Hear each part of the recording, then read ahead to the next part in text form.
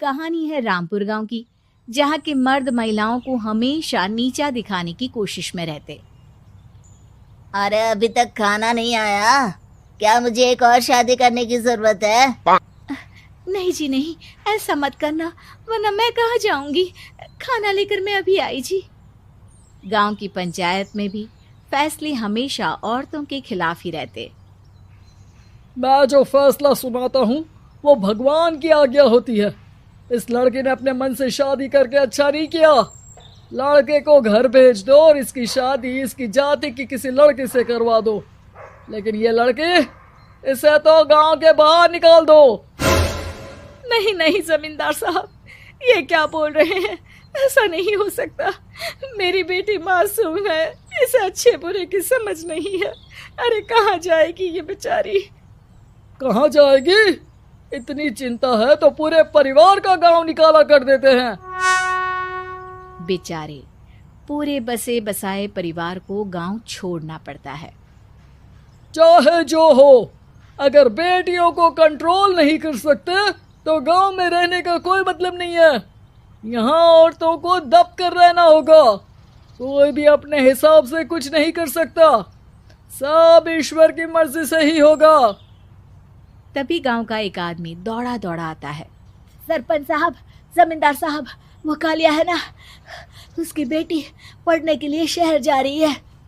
अच्छा, ये कब हो गया? और कालिया की हिम्मत कैसे हो गई ऐसा करने की? लेकर आओ उसे और उसकी बेटी को। बस फिर क्या था, हाजिर हो जाते हैं कालिया और उसकी बेटी सरपंच के सामने। और कालिया, ये क्या सुनने में आ रहा है? बेटी को इंजीनियर बना रहा है तू? और ये बता, गांव में तो स्कूल नहीं है, फिर कहां से इतनी क्लास पास कर गई तेरी बेटी? राधा, जो कि कालिया की बेटी है, उसे लगता है कि सरपंच उसकी तारीफ कर रहे हैं। सरपंच जी, मैंने ऑनलाइन पढ़ाई की है, डिस्टेंस लर्निंग से। सभी में मैंने अच्छे नंबर पाए हैं, जिसे देखते हुए शहर की इंजीनियरिंग कॉलेज में मुझे स्कॉलरशिप मिली है। वाह जी वाह, क्या होती है ये? पहले तो ये बताओ, फिर आगे की बात करते हैं। पूरा गांव राधा की बात सुन रहा था और राधा बोलती जा रही थी। तो ऐसे मैं फ्री में एक अच्छी शिक्षा लेकर गांव में जो कुछ परेशानियां हैं, जैसे बिजली, पानी और इंटरनेट जैसी समस्याओं के लिए काम करूंगी। मैं गांव को शहर से जोड़ने के लिए पुल का निर्माण करवाने का प्रस्ताव रखूंगी। मुझे पूरी उम्मीद है कि जल्द ही हमारा गांव भी तरक्की की राह पर चल पड़ेगा। राधा की बात सुनकर सारे गांव वाले ताली बजाने लगते हैं। सरपंच को समझ नहीं आता कि वो क्या करे। चुप रह नादान लड़की, गांव के खिलाफ जाने के लिए तुझे गांव से बेदखल कर दिया जाएगा, वो भी पूरे परिवार के साथ। और हाँ, अगर ठीक से गांव में रहना चाहती है तो ये पढ़ाई लिखाई छोड़ दे। हम तेरे लिए गांव का कोई होनहार लड़का देखेंगे। तभी गांव का एक आदमी बोल पड़ता है। अरे नहीं नहीं सरपंच जी, राधा बिटिया जो बता रही है, अगर वैसा हो जाए तो हम लोगों को पैसा कमाने के लिए बाहर नहीं जाना पड़ेगा। हाँ जी, और ना ही कोसों दूर पानी के लिए भटकना पड़ेगा। हमारे बच्चे भी अच्छी पढ़ाई कर सकेंगे और आगे बढ़ेंगे, ना कि हमारी तरह खेती करते बैठेंगे। क्यों गांव वालों, राधा बिटिया का साथ देना चाहिए ना। सरपंच देखता है कि गांव राधा के साथ है तो वो चुप हो जाता है। वो घर आकर अपने सलाहकार से बात करता है, जो बहुत ही चालाक किस्म का इंसान होता है। अरे सरपंच साहब, आपको बहुत ही होशियारी से काम लेना पड़ेगा। एक बार गांव तरक्की कर गया, यहाँ के बालक पढ़ लिए तो कोई ना पूछेगा आपको। और फिर ये जो बेटा और बेटी है ना आपके, इनको भी आम लोगों की तरह ही जीवन जीना होगा। हाँ, लेकिन करे तो क्या करे? वो ना आप मुझ पर छोड़ दीजिए, बस मैं जैसा बोलूं करते जाइए। अगले रोज सुबह जब गांव वाले सोकर उठते हैं तो राधा के घर के बाहर और साथ ही वो लोग जिन्होंने राधा का सपोर्ट किया था, उनके घर के आगे लाल रंग से कल आऊंगी लिखा होता है। कल आऊंगी, यह क्या होता है? अरे यह तो खून से लिखा है, लगता है कोई भूत प्रेत या चुड़ैल का साया है। चलो सरपंच जी के पास चलते हैं। सभी सरपंच के पास जाकर उसे सारी बात बताते हैं। अरे ये तो बड़ी मुश्किल की बात है। चलो मैं एक बाबा को जानता हूँ, उन्हें बुला लेता हूँ। सरपंच बाबा को लेकर गांव के घर के बाहर जाता है। ओहो, तो ये वो चुड़ैल है जो उन लोगों को निशाना बनाते हैं जो गांव को बदलने का सपना देखते हैं। वो गांव को ऐसे ही संपन्न देखना चाहती है। वो नहीं चाहती कि कोई बाहरी यहाँ का कायाकल्प करे।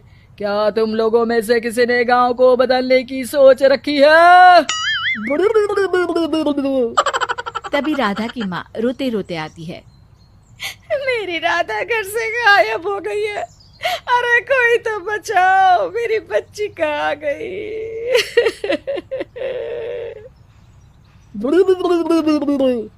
ले गई वो चुड़ैल, तेरी बच्ची को ले गई। अब वो उसे श्रापित करके छोड़ेगी, उस पर चुड़ैल का साया हो जाएगा। तभी बुरी सी हालत में राधा भी वहां आ जाती है। उसके बाल चुड़ैल की तरह फैले होते हैं और कपड़ों में खून लगा होता है। सभी राधा को देखकर डर जाते हैं। माँ, पता नहीं मुझे कौन उठा कर ले गया था। अरे दूर दूर हो जा चुड़ैल, अब हम लोग इस गांव में नहीं रुकेंगे। अरे कैसी बातें कर रहे हैं आप? कल तो आप मेरे भरोसे गांव का हुलिया बदलने, अपने बच्चों को पढ़ाने और तरक्की उन्नति की बात कर रहे थे, तो आज क्या हो गया आपको? ये फिर तुम लोगों को बहकाएगी। ये चुड़ैल गांव में आ चुकी है, ऐसे ही ये तुम्हारे घर के बच्चों को भी ले जाएगी। गांव वाले राधा को गांव से बाहर निकाल देते हैं। उसके माँ बाप रोते रहते हैं, लेकिन गांव वाले नहीं मानते। मैं भी अपनी बहन के साथ गांव के बाहर रहूंगा, लेकिन वो पढ़ाई नहीं छोड़ेगी। वहीं सरपंच के घर पर सलाहकार कहता है। देखा, सांप भी मर गया और लाठी भी नहीं टूटी। लेकिन अगले ही दिन सरपंच के घर के बाहर भी वही शब्द लिखे होते हैं। और फिर सरपंच की बीवी कहती है, हमारी बेटी को किसी ने अगवा कर लिया है। तभी राधा का भाई वहां आ जाता है। अरे गांव वालों, मैंने सरपंच जी की बेटी को देखा था। वो चुड़ैल उसे उठाकर ले जा रही थी। अरे क्या मजाक कर रहे हो? नहीं नहीं सरपंच जी, आप नहीं जानते। वो चुड़ैल अब आपकी बेटी में आ जाएगी, जैसे राधा के अंदर आ गई थी। तभी सरपंच की बेटी वैसी ही हालत में वहां आती है जैसे राधा आई थी। पापा, पता नहीं कैसे मैं गायब हो गई थी। चुड़ैल, इसके अंदर भी चुड़ैल का साया है, मारो इसे। अरे नहीं नहीं, इसे भी राधा के पास गांव के बाहर ही भेज दो। अरे चुप रहो, मेरी बेटी कहीं नहीं जाएगी और चुड़ैल वुड़ैल कुछ नहीं होता है। अरे कैसे बात कर रहे हो सरपंच जी? आप तो बोल रहे थे कि आपका फैसला भगवान का ज्ञान होता है, तो अपने पर बात आई तो अब आप ऐसे बोल रहे हैं। अरे ना ना ना, आपको अपनी बेटी को त्यागना ही होगा। अरे बुलाओ बाबा को। राधा का भाई बाबा को ले आता है, जिसे अब गांव वालों के डर के कारण सच बोलना पड़ता है। मैं कोई बाबा नहीं हूँ, मैं तो मोची था। ये सलाहकार महोदय ने मुझे कहा था एक्टिंग करने को। अब वो मुझे पैसे देने वाले हैं। अब मुझे माफ कर दो।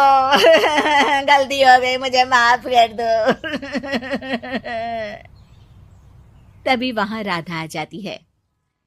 देखा सरपंच जी, जब गांव के बच्चे साक्षर होंगे तो आप जैसे लोगों की चालाकी नहीं चलेगी।